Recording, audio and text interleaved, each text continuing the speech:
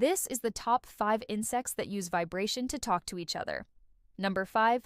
Tree hoppers. These insects can send rhythmic pulses through the stems of plants to attract mates. Number 4. Ants.